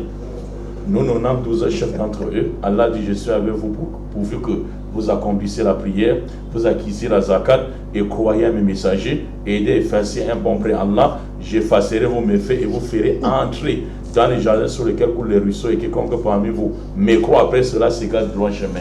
Deux choses, la reconnaissance d'un Dieu unique et l'application des règles des commandements de Dieu, comme dit Exode 19, verset 3 à 5. Également Deutéronome chapitre 7, verset 12 à 14. Le verset 13, le Coran continue et Isaïe 24, verset 4 à 6. Même chose comme Isaïe. Dieu dit, à cause de leur violation du pacte, violation du contrat, du pacte, nous les avons maudits et endurcis leur cœur. Ils détournent les paroles de leur sens et oublient une partie de ce qui leur était rappelé. Tu ne cesseras de découvrir les trahisons, sauf un petit nombre d'entre eux. Comme a dit qui? Isaïe 24, verset 4 à 6. Mais quand le monsieur va prendre la parole, montre-nous dans le Coran. Pourquoi? Parce que son objectif n'est pas défendre le christianisme. L'objectif c'est de contredire Imam Mokhtar à tout bout des champs. Et ça devient, n'est-ce pas, il devient comme, excuse-moi, un loufoque. Vous comprenez un peu dans les tests. Voilà la première alliance, comment Dieu avait conclu avec Moïse, aux enfants d'Israël, et comment ils ont violé. Dans la Bible, Exode 19, verset 3 à 5, Isaïe 24, verset 4 à 6, et dans le Coran, chapitre 5, verset 12 à 13. La nouvelle alliance maintenant arrive. Dieu dit ceci maintenant dans la nouvelle alliance à Jérémie. À Jérémie, Dieu lui dit ceci, où l'alliance renouvelée. Voici les jours viennent, dit l'Éternel, où je ferai avec la maison d'Israël et la maison de Juda une nouvelle alliance. Et vous connaissez pourquoi, après la mort du roi Salomon, l'Israël s'est bipolarisé, le nord et le sud. Le nord, capitale Samarie, fondée par Omri, 870 avant Jésus-Christ, et le sud de Jérusalem, fondé par le roi David. Dieu dit, je ferai avec qui? Israël, une alliance nouvelle. Qui est le thème? Ils ne feront jamais ce qu'on fait là. Qui est le thème? Quand ils vont prendre, Jésus est mort sur la croix, il a donné. C'est ça, c'est comme ça qu'ils sont. Donc ici, non comme l'alliance que j'ai traitée avec leur père le jour où je les ai saisis par les mains pour les faire sortir du pays d'Égypte. Alliance qu'ils ont violée, quoique je fusse leur maître, dit l'Éternel. Mais voici l'alliance que je ferai avec la maison d'Israël. Après ce jour, je vais mettre mes lois au-dedans d'eux. Je vais écrire mes lois au-dedans d'eux. À qui? À Israël. Vous allez rencontrer également le même texte dans Ézéchiel, chapitre 37, verset 15 jusqu'en bas. La parole de l'Éternel me fut adressée, moi Ézéchiel. Et toi, fils de l'homme, prends une pièce de bois, écris dessus pour Juda et pour les enfants d'Israël qui lui sont associés, c'est-à-dire le sud. Juda était au sud et les deux maisons qui étaient associées à lui étaient la maison de Lévi et la maison de Benjamin, réduite à 775 km². Écris dessus. Prends une autre pièce de bois, écris dessus pour Joseph, bois d'Éphraïm et toute la maison d'Israël qui lui sont associés, c'est-à-dire le nord. Et tu leur diras, ainsi par l'Éternel. Voici, je prendrai les enfants d'Israël du milieu des nations où ils sont allés, je les rassemblerai de toutes parts et je les ramènerai dans leur pays. Je ferai d'eux, n'est-ce pas, une seule nation. Dans le pays, dans les montagnes d'Israël, ils auront tous un même roi. Ils ne formeront, n'est-ce pas, plus deux nations et ne seront plus divisés, mais ils ne seront plus divisés en deux royaumes. Donc Dieu dit qu'il va les réunir. C'est pour ça que Jésus dit dans Matthieu 15, 24, je n'ai été envoyé qu'aux brebis perdues dans la maison d'Israël. Qui étaient les brebis perdues dans la maison d'Israël? Il dit dans Jean chapitre 10, verset 16, il y a d'autres brebis, c'est-à-dire Israël, qui ne sont pas de cette bergerie, c'est-à-dire ici à Jérusalem. Il faut que ceux-là, j'aille les chercher et je les amène. En ce temps, il y aura un seul troupeau et un seul berger, parce qu'il était venu pour qui? Pour Israël. Dans la Bible, n'est-ce pas, français courant, dans Jean chapitre 7, verset 34 à 35, les disciples murmuraient entre eux. Jésus dit, vous me chercherez et vous ne me trouverez pas. Sur ça, les disciples lui ont demandé, où ira-t-il que nous le cherchions sans le trouver? Ira-t-il chez nos frères juifs dispersés chez les Grecs? Est-ce qu'il va aller chercher nos frères dispersés chez les Grecs et les ramener? Parce que c'était ça sa mission. Donc ici, voilà, la Bible dit dans Ézéchiel chapitre 37, verset 15 jusqu'à, n'est-ce pas, au verset 24, et Jérémie 31, verset 31 à 34, que Jésus, il devait faire la nouvelle alliance avec les enfants d'Israël, dont le messager garantissant cette alliance était Jésus-Christ. Jésus-Christ lui-même dit que je suis venu pour Israël. Dans le Coran maintenant, Dieu fait cette alliance dans le Coran maintenant. Coran chapitre, n'est-ce pas, 12, verset 14. Allah dit maintenant, le même terme en arabe vient.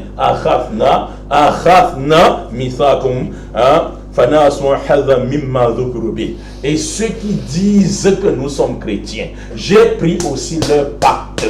Mais quand il va prendre la parole, montre-moi dans le Coran. Pourquoi? Parce que le monsieur, il a donc son seul souci sur le plateau, pour se faire tristement célèbre, c'est dit j'ai contredit Imam Mokhtar ici. Donc, et ceux qui disent nous sommes chrétiens, j'ai pris également Akhafna, le pacte, j'ai fait également un contrat, l'alliance avec eux. Mais ils ont oublié une partie de ce qui leur était rappelé. Nous avons donc suscité l'inimitié entre eux et la haine. C'est pour ça que Dieu a envoyé quoi? L'inimitié entre la haine, ceux qui se réclament de Jésus. Voyez, lui les témoins de Jéhovah, et lui les pasteurs, n'est-ce pas, pentecôtistes. Ils font comme s'ils sont ensemble. Allah dit, j'ai suscité entre eux l'inimitié et la haine. Vous comprenez, jusqu'au jugement dernier, et Allah les informera de ce qu'ils faisaient. Voilà comment Imam Mokhtar a présenté l'ancienne alliance dans la Bible comme dans le Coran, la nouvelle alliance dans la Bible comme dans le Coran. Remettez-lui la parole. On va couper et publier. Il dira, montre-nous dans le Coran. Merci beaucoup. Une chose est sûre, Imam Mokhtar, j'ai toujours à l'accoutumée de lui dire, c'est une émission qui est en train de devenir culte. Et il y a des personnes sérieuses qui nous écoutent à la maison. Donc si à un moment donné, quelqu'un a des préoccupations, il pose des problèmes, et ces problèmes-là trouvent des réponses, mais il s'entête encore à les poser, tout le monde sera, en fait, il sera au vu de tout le monde comme quelqu'un qui n'est pas là pour faire avancer le débat. Chose que je voulais dire. Bon, maintenant, pasteur Eric Timba, je pense que durant son temps de parole, Imam Mokhtar a essayé, tout de moins, de donner 2 versets biblique, je crois, et donner aussi 2 versets coraniques concernant l'Ancien et le Nouveau Testament, pour essayer de dire que à un moment donné, Dieu a essayé de parler. Et j'avais été clair ici en disant que le français, c'est des synonymes. On ne doit pas toujours voir le nom alliance quelque part pour comprendre. Parce que quand on parle d'alliance, on parle d'un engagement, d'un contrat, ce que vous voulez. Donc si Dieu parle d'un engagement qu'il a eu à faire avec les enfants d'Israël, je pense qu'il s'agit bien d'une alliance. Qu'est-ce que vous avez à dire par rapport à tout ce qui a été dit concernant le temps de parole de l'imam Mokhtar tout à l'heure? Monsieur Daniel, vous voyez, je vous ai dit, tout ce que Mokhtar vient de dire, il a tiré où? Dans la Bible. Hein, monsieur le journaliste? Je vous écoute. Daniel, il a tiré dans la Bible. Donc ça voudrait dire qu'il reconnaît que Dieu a parlé de l'ancienne alliance avec la nation d'Israël lorsqu'il les a sortis de la captivité en Égypte. Hein? Et il parle de la nouvelle alliance. Nous sommes en train de parler de la nouvelle alliance. Pourquoi Mokhtar fait ça? Moi, je vais jouer son boulon foiré. Hein? Moi, je vais jouer son boulon foiré. Il ne va pas fuir ici aujourd'hui. J'ai dit et je le précise encore, je lui pose la même question. Le Coran est là. Hein, Daniel? Je vous écoute. Le Coran est là. Voici les sourates qu'il a données. La sourate 5, ayat 12. La sourate 12, ayat 14. Où il a dit, dans l'autre sourate qu'il a donnée, il a dit que Allah a donné la prophétie à Abraham. C'est ça qu'il a dit, non? Ce n'est pas ça qu'il a dit. Je vous écoute, c'est votre temps de parler. Non, monsieur le juge, c'est pas ça qu'il a dit. C'est ce qu'il a dit. Hein? C'est ce qu'il a dit. La question que moi j'ai posée, voilà le thème. Hein? Est-ce que le Coran parle des alliances avec la nation d'Arabie, les Arabes? Puisque Mohamed est venu parler de l'islam aux Quraysh, aux Arabes en Arabie Saoudite. Bon, maintenant, Mokhtar, tu ne m'as pas t'en sorti ici aujourd'hui. Si Allah est le même Dieu que nous servons, est-ce que Allah va dire quelque chose hier et il vient se rétracter aujourd'hui? C'est impossible. Je dis bien c'est impossible. Si nous servons le même Dieu, ça voudrait dire que Allah ne peut pas se contredire. Il ne peut pas dire quelque chose hier, après il vient dire le contraire. Et il a dit, ce qui tue encore l'islam. Il dit que quoi? Que l'islam, le Coran est arrivé quand? L'islam est arrivé quand? C'est après. Mais Moïse avait déjà reçu la Torah, la Pentateuque. Non, il n'a pas dit que l'islam est arrivé après. Il a dit le Coran est arrivé après. Parce qu'il faut bien comprendre. Parce que selon les musulmans, le Coran dit qu'Abraham n'était ni juif ni chrétien. Une façon de dire qu'il était musulman parce qu'il était soumis à la volonté de Dieu. Donc il n'a pas dit que l'islam est venu après.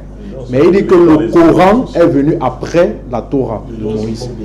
Modérateur, Daniel, oui. On parlait français.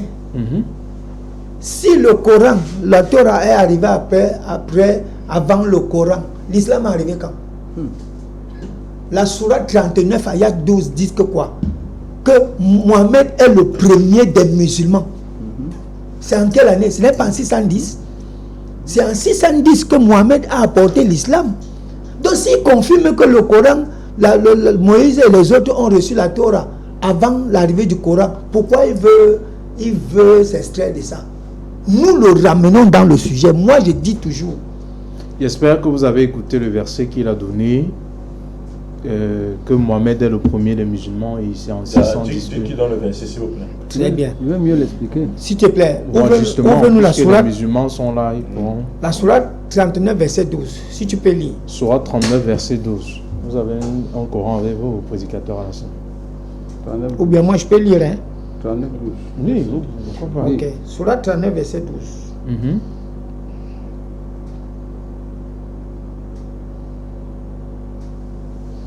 Voilà ce qu'il est dit. Oui. Il m'a été ordonné d'être le premier des musulmans. Le premier des musulmans. Quand on dit le premier, monsieur le journaliste, très bien. Ce qu'on veut faire, ce qu'on va faire là maintenant, je vais jouer effectivement mon rôle d'arbitre là présentement. Il m'a été ordonné d'être le premier des musulmans. Oui. Qu'est-ce que vous avez à dire par rapport à ça, prédicateur? Parmi les Arabes de son époque, il était choisi comme prophète. Non. Il était choisi comme prophète parmi les Arabes pour les communiquer l'obéissance à Dieu. Il est le premier à se soumettre, les gens vont se soumettre à travers lui. Daniel, tu confirmes? Ok. S'il permet. Ok, comme il est là pour conclure, ok, on vous écoute. Allah dit, أعوذ بالله من الشيطان الرجيم فأقم وجهك للدين حنيفا فطرة الله التي فطر الناس عليها لا تبديل للحق الله ذلك دين القيم ولكن أكثر الناس لا يعلمون. Allah dit, dirige tout ton être, Muhammad, vers la religion exclusivement en Allah. Telle est la nature originelle que la nature originelle de la religion que Dieu a donnée aux humains. Dieu a donné aux humains. Originelle que Dieu a donné aux humains. C'est-à-dire avant même Mohammed. Et par le changement de la création de la voie, la religion de droiture. La plupart des gens sont des ignorants. Vous voyez un peu. Donc on dit Mohammed Anna Awwal Muslimin. Il ne connaît pas l'arabe. Il ne sait même pas de quoi. Donc il est là, il ramasse ces choses. Quand le prophète Allah dit, par exemple, Kul inna salati wa nusuqi wa mahyaya wa mamati lillah Rabbil alamin la sharika lah anna awwalu muslimin. Je suis le premier à me soumettre. Pourquoi?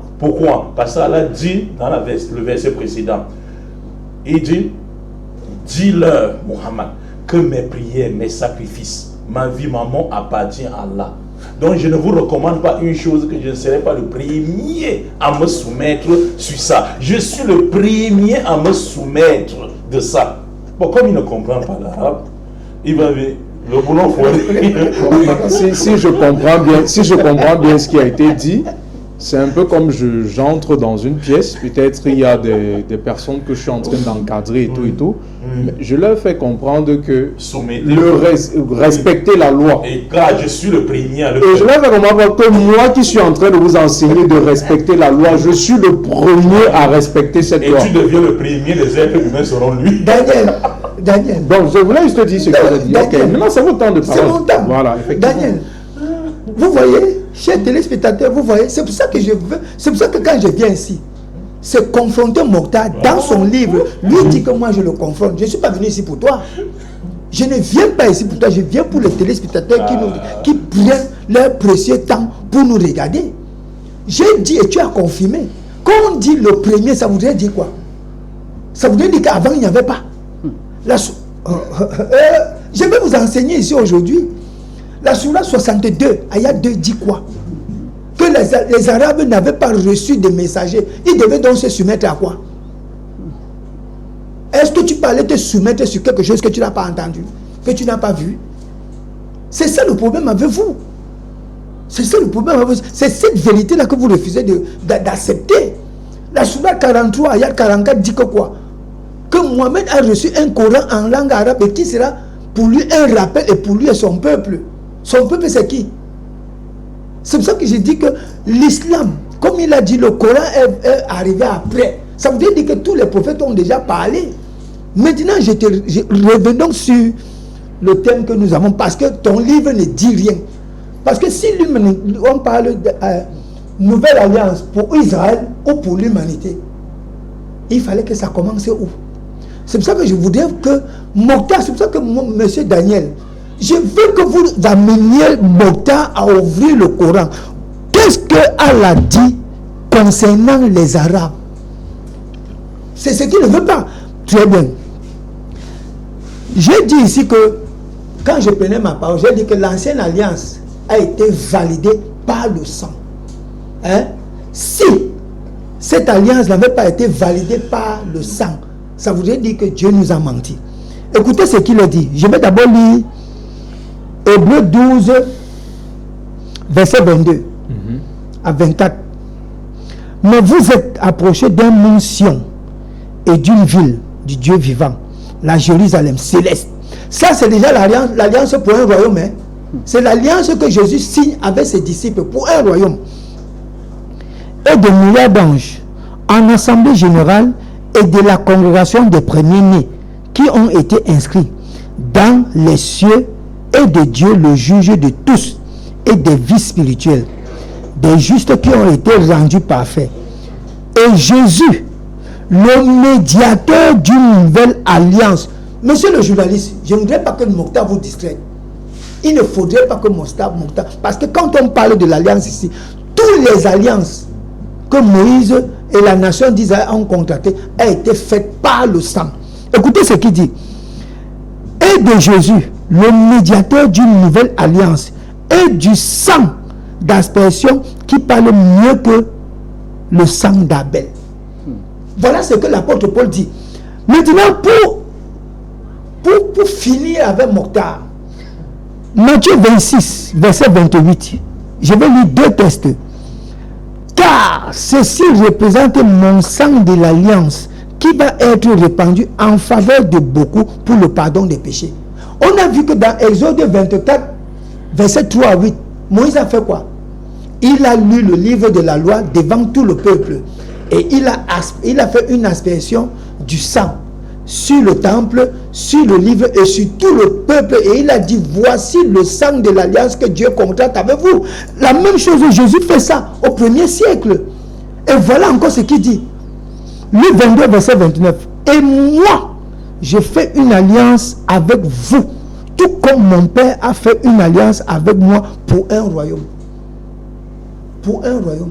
Mokhtar, Daniel, ramène-moi Mokhtar dans le Coran. J'ai dit, si nous servons le même Dieu, est-ce que Dieu y est là? Il peut dire quelque chose et après aujourd'hui, il vient dire le contraire. Et le frère dit encore quelque chose qui me fait rire. Pour chuter, pour laisser aussi la parole à mon co-débatteur. Que Mohamed est descendant d'Ismaël. C'est ouf. C'est très faux. Si Mohamed est descendant d'Ismaël, monsieur le journaliste, tu vas nous organiser un débat ici sur la généalogie de Mohamed. On verra là vraiment si Mohamed est descendant d'Ismaël. Ok. Si vous demandez un débat sur le fait de savoir si Mohamed est un descendant d'Ismaël, c'est certainement que vous avez des éléments qui prouvent le contraire. Je passe la parole au pasteur Amidou, qui vous a entendu parler, il avait besoin de rebondir. Nous vous écoutons, Pasteur Amidou. Voilà, merci, monsieur le journaliste. Dans le commentaire du même Octave tout à l'heure, il disait que Jésus n'a pas son nom dans l'Ancien Testament. C'est faux. Il a son nom dans l'Ancien Testament. Quand Moïse, Dieu l'envoya en Égypte, Moïse lui a demandé que bon, si j'arrive là-bas, qu'est-ce que je lui dis et qui m'envoie? Dieu lui a dit, va leur dire, c'est lui qu'on appelle je suis. C'est pas un nom, c'est un qualificatif. Je suis, c'est-à-dire c'est lui qui est. Dans l'éternité, il est. C'est lui qu'on appelle je suis. Le même langage, Jésus a utilisé ça. Il a dit, avant qu'Abraham ne fût, je suis. Il n'a pas dit, avant qu'Abraham ne fût, moi j'étais. Il a dit, je suis. Tu vois, c'est le même qualificatif que Dieu a utilisé à Moïse. La même chose, Jésus a utilisé, je suis. Voilà. Donc Jésus a aussi dit, avant que le monde ne fût, il était. Donc donne-moi la gloire que j'avais auprès de toi avant que le monde ne fût. Donc lui, il était avant que le monde ne... Voilà, bon, mais ce n'est pas le sujet. Donc vous voyez donc que dans le développement de nos frères musulmans, tout porte à croire que, c'est-à-dire les enfants d'Israël, à un certain moment, Dieu les a abandonnés. Maintenant, pour les laisser et partir maintenant chez les Arabes. C'est ce qu'ils veulent nous faire croire. Or, Dieu avait déjà promis à Abraham, dans Genèse 17, verset 7, je pense. Bon, je déverrouille toujours mon téléphone. Ça me prend un peu du temps. Genèse 17. Il dit, j'établirai mon alliance entre moi et toi et tes descendants après toi selon leur génération. Ce sera une alliance perpétuelle en vertu de laquelle je serai ton Dieu et celui de ta postérité après toi. Mais une alliance perpétuelle, est-ce que quelque chose de perpétuel, est-ce qu'il y a un temps où ça se rompt?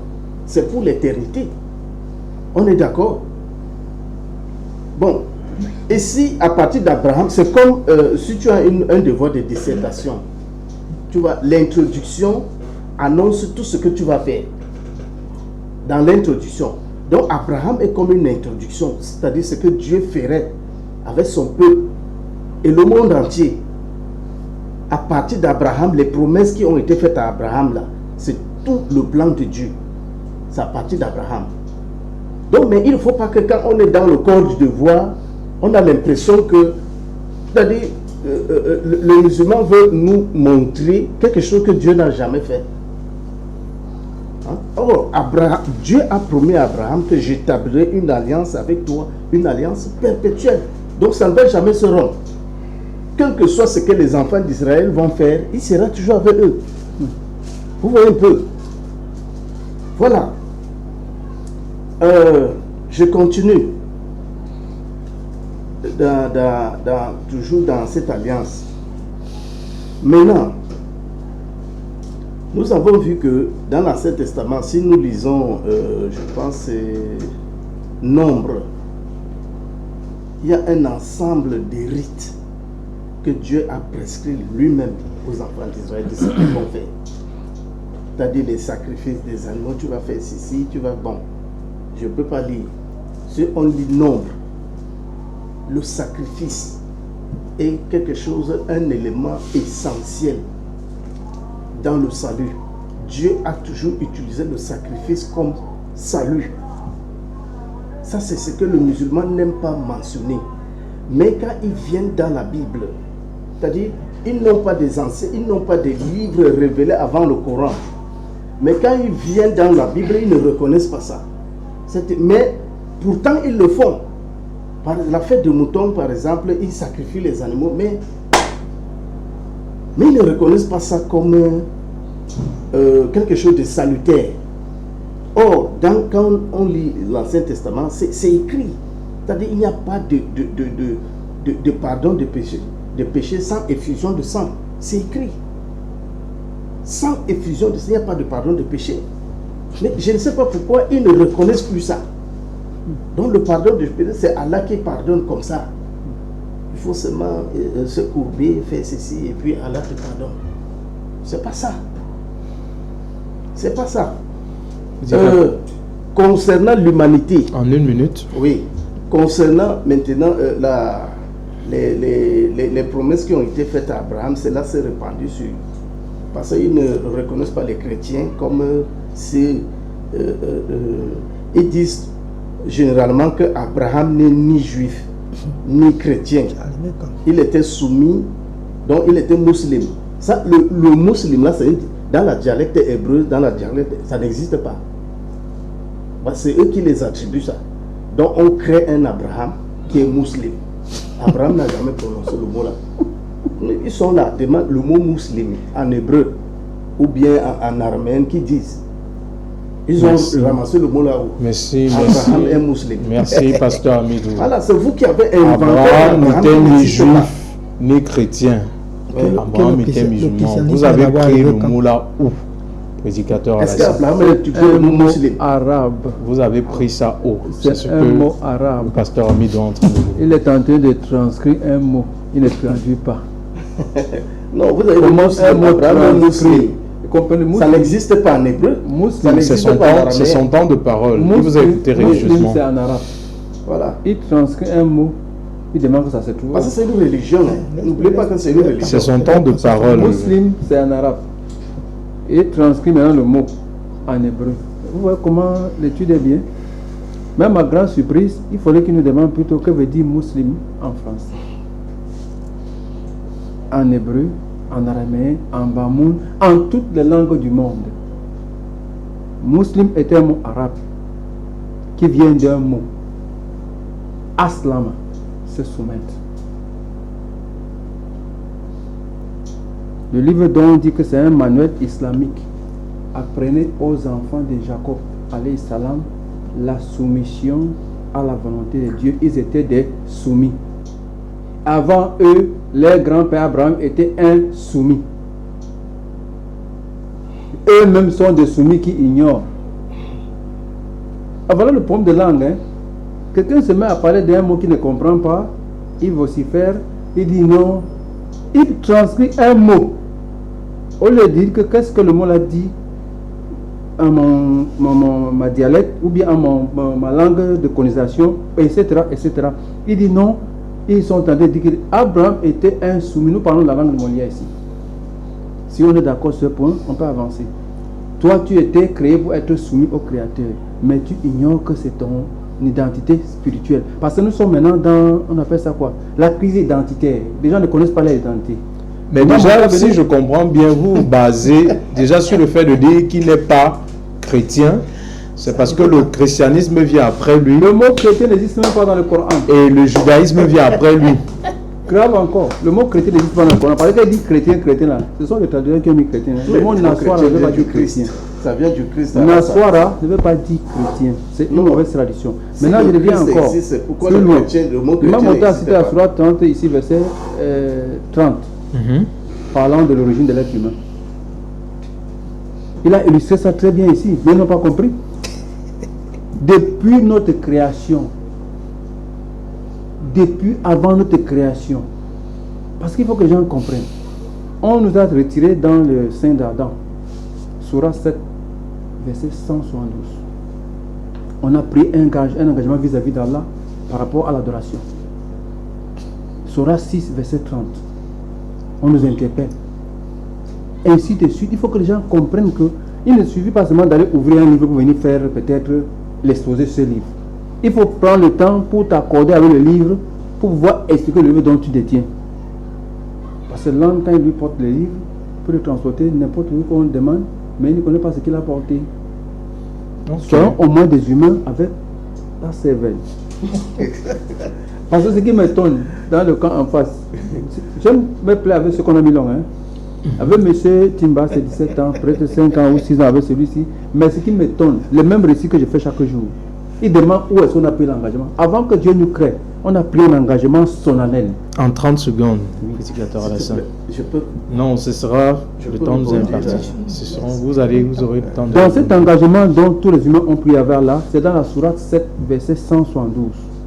Il y a des versets qu'on va vous donner si vous comprenez qu'on nous interpelle que nous, fils d'Adam, pourquoi n'étendez pas vos engagements? Notre engagement était qu'on allait adorer Allah, lui, il est le seul. On allait se soumettre à Allah. Surah 30, verset 30.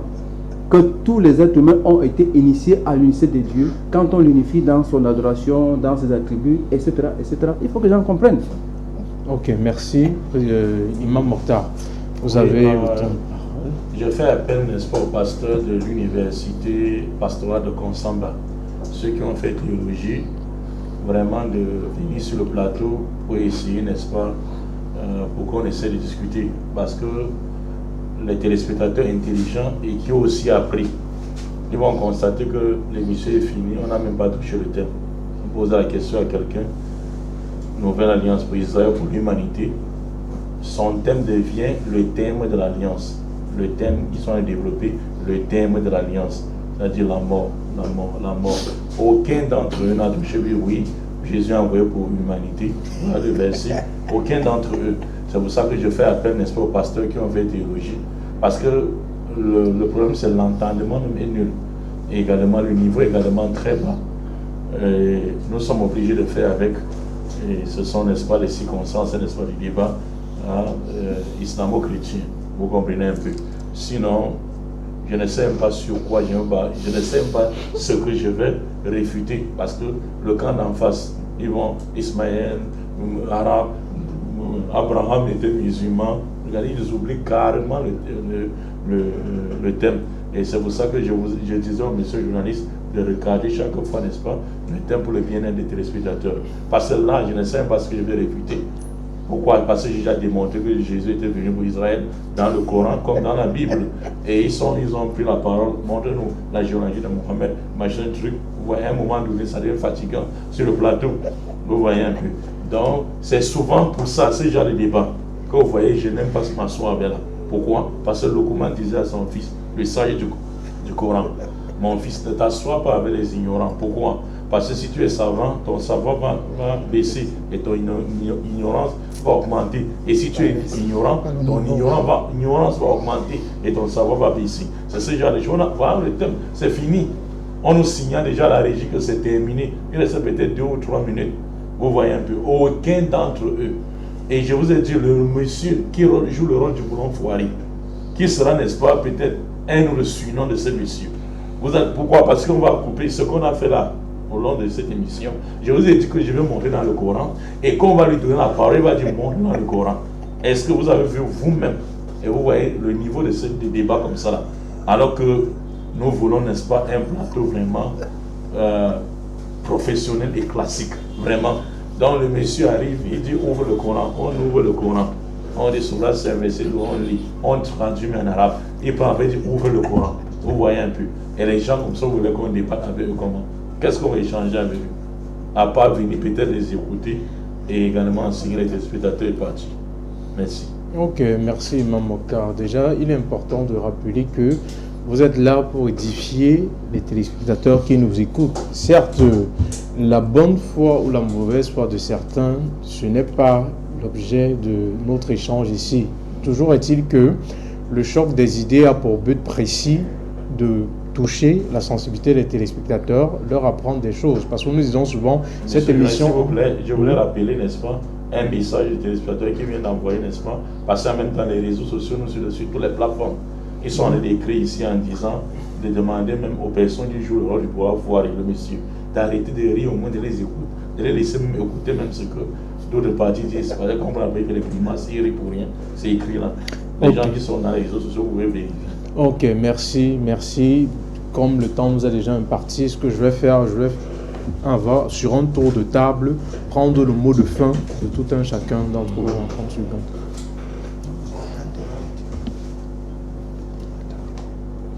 Bon, merci déjà, M. Daniel. Monsieur le journaliste devait donner la parole pour la conclusion. Franchement, tous les téléspectateurs sont témoins que la partie en face a été incapable d'ouvrir le Coran, nous parler des alliances selon les sacrifices que Moïse a fait. Parce que quand on parle des alliances, toutes les alliances ont été validées par le sang Mokhtar. Mokhtar, Pourquoi tu as peur de ça? Donc, moi, j'aurais bien voulu finir avec le test, mais comme nous sommes déjà, le temps est imparti. Tout ce que je vais dire, merci à tous les téléspectateurs et merci à toute la production. En 10-15 secondes, parce que... Oui, on connaît cette chanson, Imam Mokhtar. Ils n'ont pas le niveau. Comme ça. Ce sont des ignorants. Et ceci, il faut appeler les... Bon, on connaît cette chanson. Tout ça pourquoi? Parce qu'il faut venir s'asseoir ici devant moi. Imam Mokhtar lui dit que non, tu as raison. Tu as raison. Allahu Akbar. Ok. Non, votre mot de fin. Non, la personne est naïve. On n'est pas naïf. À nous faire comprendre que l'alliance que les gens citent tantôt d'Abraham, il y a l'alliance abrahamique, isaïque, davidique. D'où maintenant on va revenir dessus, Inch'Allah. Votre mot de fin. Oui, chers téléspectateurs, sachez que Imam Mokhtar, je serai toujours là pour vous enseigner selon les thèmes. Parce que il y a longtemps, j'ai arrêté les débats. Si vous constatez, il n'y a pas de débat sur la table. On va continuer à enseigner. Ok. Merci à vous. Comme j'ai toujours l'accoutumé de le dire, ce n'est qu'un débat et non un combat. C'est la raison pour laquelle l'émission se termine toujours par une accolade fraternelle entre les différents panélistes. Et sur ce, je remercie l'équipe technique, je remercie le PDG de la télévision panafricaine à OC7. Je remercie tous les téléspectateurs qui nous ont écoutés durant le long de cette émission. Nous vous disons à samedi prochain, si Dieu le veut.